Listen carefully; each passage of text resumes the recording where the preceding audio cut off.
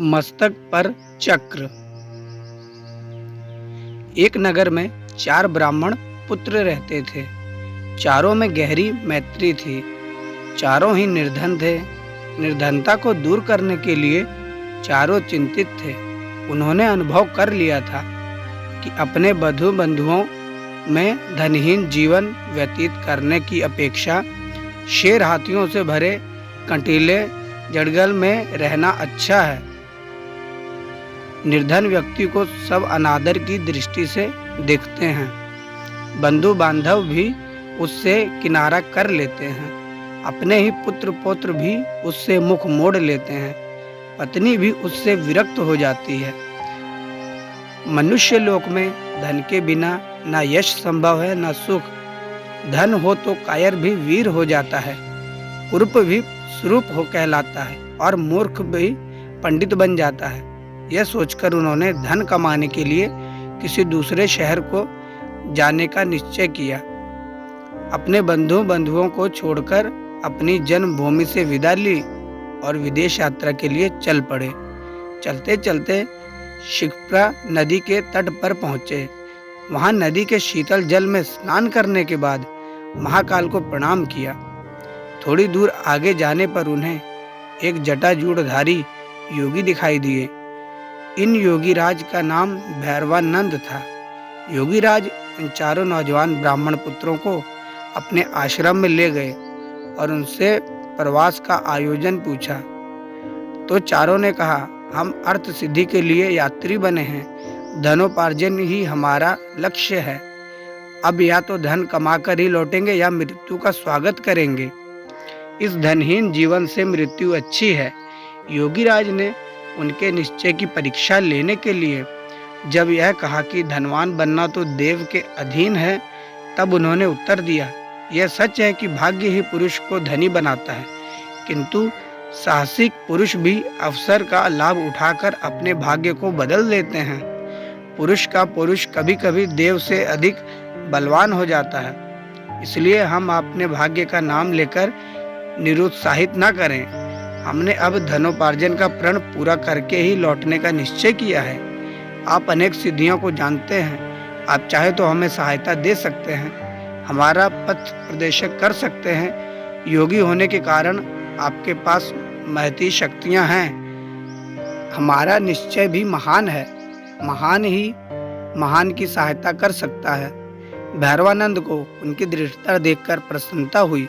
प्रसन्न होकर धन कमाने का एक रास्ता बतलाते हुए उन्होंने कहा, तुम हाथों में दीपक लेकर हिमालय पर्वत की ओर जाओ।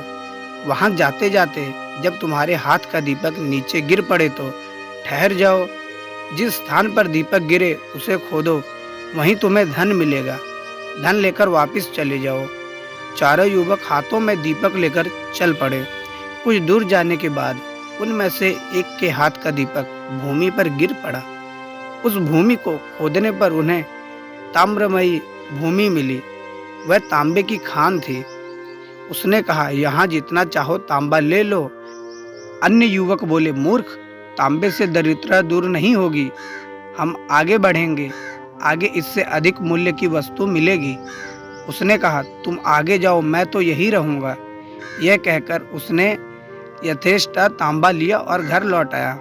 शेष तीनों मित्र आगे बढ़े। कुछ दूर आगे जाने के बाद उनमें से एक के हाथ का दीपक जमीन पर गिर पड़ा। उसने जमीन खोदी तो चांदी की खान पाई। प्रसन्न होकर वह बोला, यहाँ जितनी चाहे उतनी चांदी ले लो, आगे मत जाओ।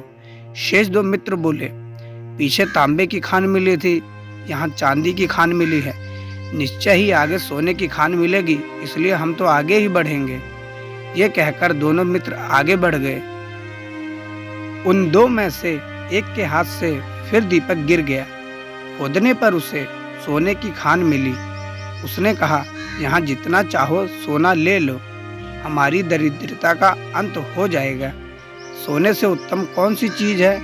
आओ सोने की खान से यथेष्ट सोना खोद ले और घर ले चले। उसके मित्र ने उत्तर दिया, मूर्ख, पहले तांबा मिला था, फिर चांदी मिली, अब सोना मिला है। निश्चय ही आगे रत्नों की खान होगी।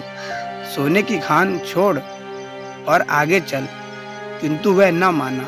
उसने कहा, मैं तो सोना लेकर ही घर चला जाऊंगा, तूने आगे जाना है तो जा। अब वह चौथा युवक एकांकी आगे बढ़ा। रास्ता बड़ा विकट था, कांटों से उसका पैर छलनी हो गया।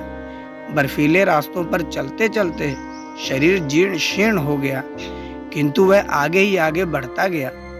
बहुत दूर जाने के बाद उसे एक मनुष्य मिला जिसका सारा शरीर खून से लथपथ था और उसके मस्तक पर चक्र घूम रहा था। उसके पास जाकर चौथा युवक बोला, तुम कौन हो?